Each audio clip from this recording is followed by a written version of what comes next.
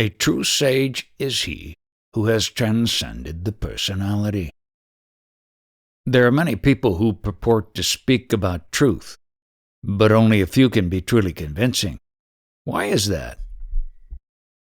Why do you ask me? How can I tell you? Somebody did not get a child, and you are asking me, why did I not get a child? Such questions have no place or relevance here. This philosophy has already been explained to you. Why do you ask such questions?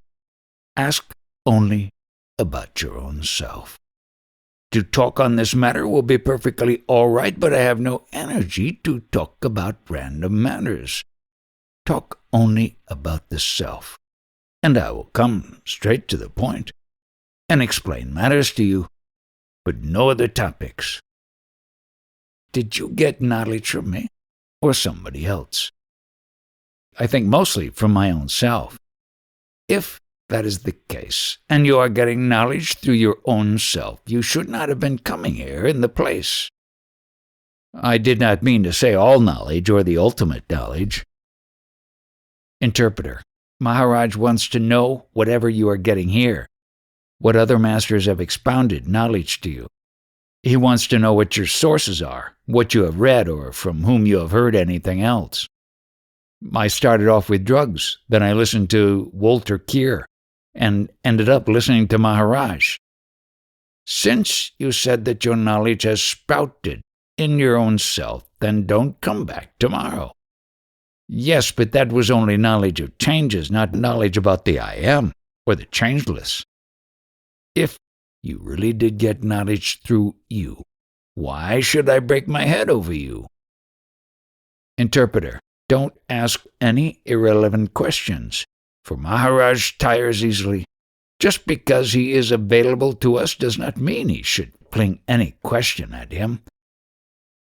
I have to suffer for all my talks, physically. Most of us come from Europe, where we don't have this guru-disciple tradition, and so we don't know how to behave. Here, traditionally, the guru is the highest God, the God of the gods. One who has understood this, that the consciousness which has been restricted to the body is in reality the limitless, universal consciousness. If he has accepted this with conviction, what more does he need? Whatever I say is from the point of view that I am without body-mind. And if you want to accept whatever I say from the point of view that you are body-mind, and expect to get something from it as a similar object, how can it be of use? I repeat, whatever I say is from the conviction that I am without the body, and that I am no body. Therefore, if someone wants to understand that, but remains himself identified with the body, how can he ever hope to grasp what I am trying to convey? Any questions? Put them, but understand that we are speaking and asking on the basis that we do not have a body. There is a body, and the body is suffering, but I know that I am not the body. I am the universal consciousness. I will not talk about what is being generally talked about elsewhere on the mistaken notion that they are discussing spiritual knowledge. I will only speak about one's own self.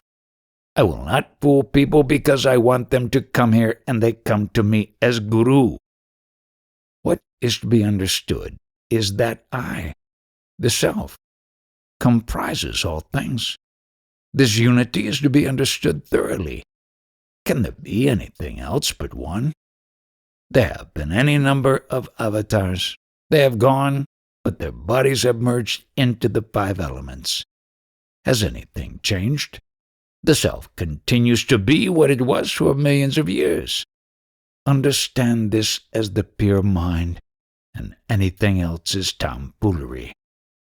Consciousness within the body gets itself entangled in the various concepts which it has been given and which it has acquired and now considers as part of itself.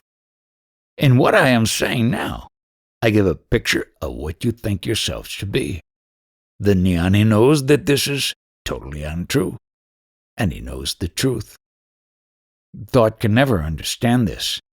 It takes a while before thoughts are completely exhausted and stop trying to understand. The understanding sinks in the moment the seeker disappears. Only when one is convinced about this totally, there's nothing further that anyone can tell you and nothing further to be understood. Where is even the question of conviction? The body is going to disappear and mingle with the 5 elements. The breath will mingle with the air, and the consciousness with the universal consciousness. It is as simple as that. Be without the body first, and then whatever words emerge will be knowledge itself. They will not be coming from a particular apparatus. The words will be knowledge itself. The body is of the nature of food. And if there is an illness, it is an illness on the body because there has been an imbalance in what constitutes the body. How am I concerned? This life force, the breath and consciousness, they're like the sun and sunlight. There is so much unity in that. They are really one. So when one disappears, the other also goes. To start with, if you cannot consider yourself as consciousness, at least consider yourself the life force, because the two are one, but in any case, not the body. The life force and the consciousness are always free. But because they have associated themselves with the body, the bondage has come about. Once you decide that you are not the body, and this conviction grows, your body will be all the healthier for it. Is that the carrot to make the donkey run? That you will know best yourself. This consciousness that I am the original. I am the landlord, not the tenant. Take any concept that you like, but don't look to me for giving you any further concepts. You may adopt any concept that will make you happy, but remember, it is still only a concept. Suppose you are sitting quietly. Suddenly one thought appears, and we are very, very happy. Then some other thoughts come, and the original thought and the unhappiness both disappear.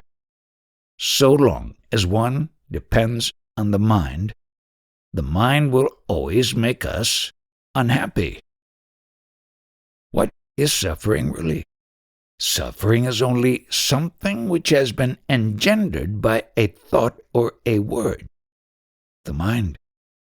If that does not arise, where's the question of unhappiness?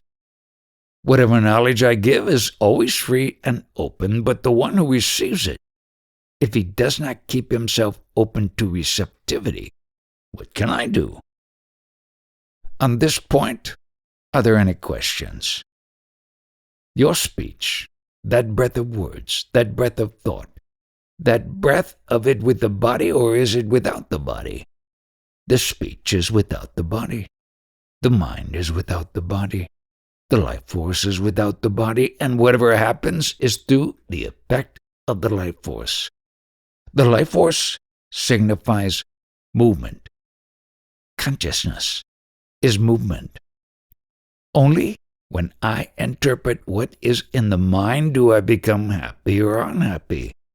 So long as the mind does not work and there is no interpretation, there's no question of being happy or unhappy. Whatever you consider as happiness or unhappiness, sin or merit, heaven or hell, all those depend entirely on the meaning of the words. And that is the word, that is the thought, and that is the mind. I repeat, one who has understood this. I will not have him here. But those who think they have understood and are still in the process of digesting it and come here, with great zeal and sincerity, to them I will tell them in brief words what the position is and then send them out too. Unless there is consciousness, how can there be concepts of ether and atmosphere, the sky and space? The consciousness is always the prime factor, and the life force and this consciousness within the body are bound to disappear. The manner in which the subject is being discussed here, is it at all similar to that in which your guru was expounding the subject? Of course, that depends very much on who was there. Sometimes the approach was more like this, other times more like that. Why do I talk in such a fashion? This could be misunderstood. I speak the way I like because I know that I am no body and no thing. Therefore, I come and feel obliged to speak. I am and I am not, and I am neither the presence nor the absence. That is why I say whatever comes up. Anyone who is conscious of his presence will not talk in such open fashion. I apperceived what is, and I also apperceived what is not. And when both what is and what is not have disappeared, then what remains is I. I am certainly not presence, and not even the presence of the absence. All knowledge anyone, however great, can have, is that knowledge which one has at that split second, when he is not asleep and not even awake. He cannot say what sleep was, for in sleep he was not consciously present. All he can say is something when he is awake, when the consciousness is there. Take the case of a jnani. He does have jnana, but is he able to say from where his knowledge has arisen? Knowledge has arisen from a point where there is no knowledge.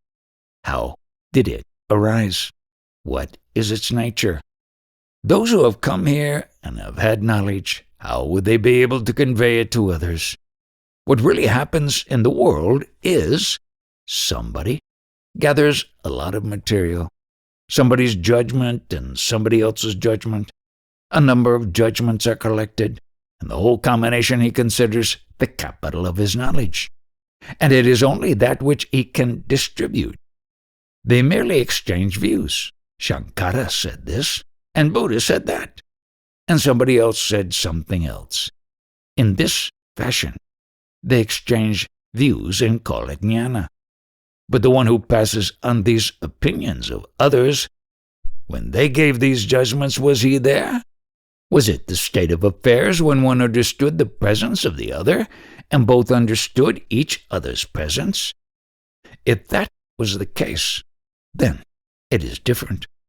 But merely parroting the opinions of others, that is not knowledge. Things that happened in the past, as well as judgments given in the past, are being exchanged among a group of people who then call that knowledge.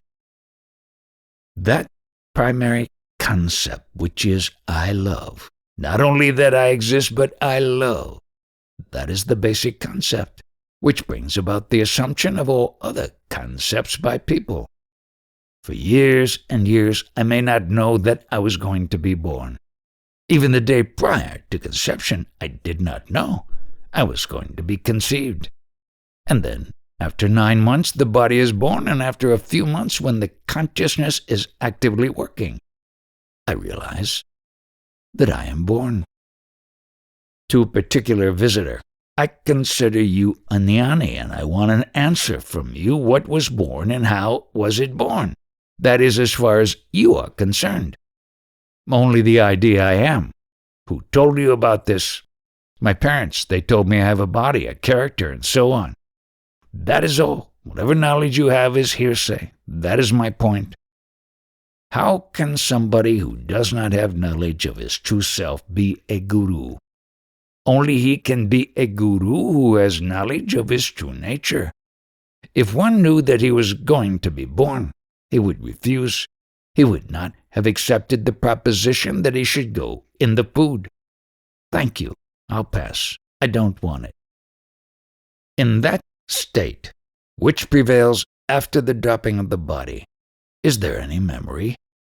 Conventionally or traditionally, the people say there is still memory even after the body goes.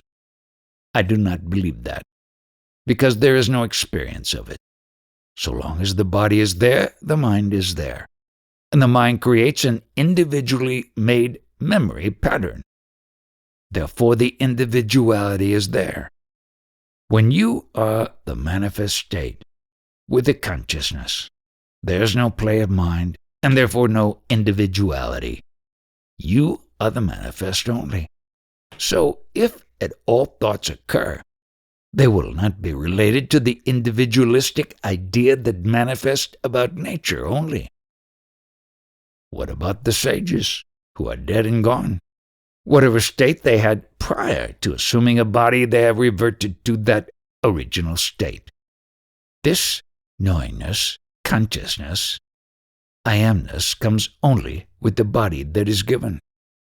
When a jnani does not have a body, he does not need anything else. He is consciousness.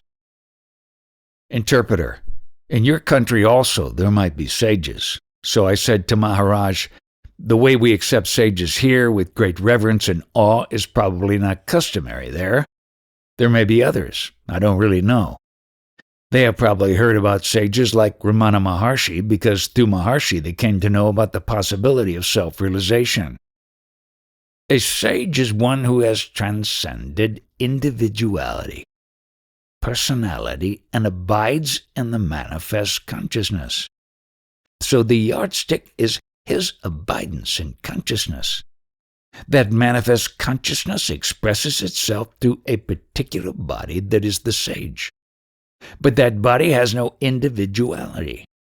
Such entities only are true sages, being the background of manifest consciousness. Before coming to India, I had tried everywhere to get answers to my questions, but nobody would give them. I tried everyone, Catholics, Protestants, but no one could answer my fundamental questions. Why do they not answer? They do not know. For example, everybody was talking about the soul, so I said, what is this soul? Nobody knew. All these people were using the word without explaining what it means. Do you understand what is atma? That which remains when thought vanishes. Soul is not atma. Atma is impersonal. Soul is a kind of spiritual personality. The soul is a mixture of atma and jiva. Do you understand what is the atma? That which remains when thought vanishes? And when the thought is there, what is it? When we are still. The atma conditioned consciousness conditioned by thought. The atma is that which never changes, which all thoughts, fears, and sense perceptions have in common. Interpreter, you said when thoughts are not there, but when the thoughts are there? Atma is also there. It is that which all thoughts and feelings have in common. It is something which is present in every thought, every feeling, and every sense perception, which does not change. Whatever you are, that consciousness, the knowingness, that itself is the atma. When you understand that consciousness with the identity of the body, you suffer. A guru feels exhilarated when he sees that the disciple has become mature in spirituality, is growing from the inside. We must talk when it is indicative of that maturing only. I expect questions from you at your proper level. Don't send questions at lower levels. At my level, I am only interested in silence. Your talk is of such a high caliber or at such a high level that it is not intelligible to the common man of any religion. A Christian worships Jesus Christ. A Muslim believes in the Prophet or a God. Hindus worship so many gods. But you do not do any of this. You do not discuss any of the rituals of worshiping or do this and that. You don't believe in all this, so your talking is really useless. Whatever you are, that you are the consciousness, the Atman, or the self in you, that itself is nothing other than God. All the names and titles of other gods are meant for you only. You are the knowledge I am. So if you want to worship, worship that knowledge I am. Be devoted to that I amness only. When you do that, All other rituals become redundant, useless. Finally, when you realize that everything is useless, everything is Brahman, it means you are at the Para-Brahman level, the absolute level. When at that level, you will envision everything as useless, including the Brahman, because the Brahman is also reduced to illusion. Therefore, all these talks, including my own, will be reduced to illusion when you reach the highest. Then all this worshipping will be put to rest. If a human being has the inclination towards devotion, it gives rise to a certain mood, feelings of adoration and worship. However, the godly state, the consciousness of beingness, transcends even this emotional state. How to transcend such an emotional state? For this purpose, certain practices are recommended. Emotions should be sublimated. You cannot expel or suppress them, for the emotional side of us is part and parcel of human nature, certainly at the lower stages. Visitor, ask about a book by Ram Das. Interpreter, his guru has told him that before reading the book, which will take, say, from 2 weeks to a month, he should worship it. You must give a prasad for that book. Do you know the meaning of prasad? Something to eat. Is that book going to eat? When you worship it, do you think that book is getting pleased? It is only to satisfy or sublimate your own emotions. Good or bad, it is all an expression of your emotions. I want to know my atman. How should I proceed? You are, and that itself is the atman. Atman is not to know anything. That very knowledge is the atman. Worship atman as the God. There is nothing else. You worship that principle only. Nothing else needs to be done. This very knowledge you are will lead to the highest, to the ultimate. This you are is there so long as the vital breath is present. And when you worship that you are as the manifest Brahman only, you reach immortality. Suppose you pass on. In karma imbalance, death occurs to you. Then that you are knowledge will be the manifest knowledge only, and it will not die. Who are you? You know you are sitting here, you know you are without words, just be that you are only. I don't like to use flowery, redundant language to put all this into words. I will come straight to the point. How many sages are going to talk from the standpoint of the self only? There is the only Atman. He is the space Atman, the fire Atman, the water Atman. They are all the same for the 5 elements. The one who has the firm conviction that except for the I amness there is no other self, he stabilizes in the Para-Brahman. The one who abides in that principle by which he knows I am, he is the manifest. He abides in that manifest Brahman all the 24 hours. Whether the body remains or not, that manifest self-principle always prevails. In that form comes the knowledge I am. The knowledge I am with the consciousness, with the self. The human particle is significant. Who are they who have propounded the worship of deities and finally the self? Only those personalities, those sages who understood and transcended the very source of this manifest world, this beingness, this touch of I amness, advocated to the masses the worship of the gods, ultimately leading to the beingness. You must continually remember, chew the cud, that the knowledge I am signifies knowing all the gods, all the Vedas. It is the Brahman only. You must continually think about it. And should, in the course of such reminiscing, the body drop off, then that consciousness will definitely be the highest.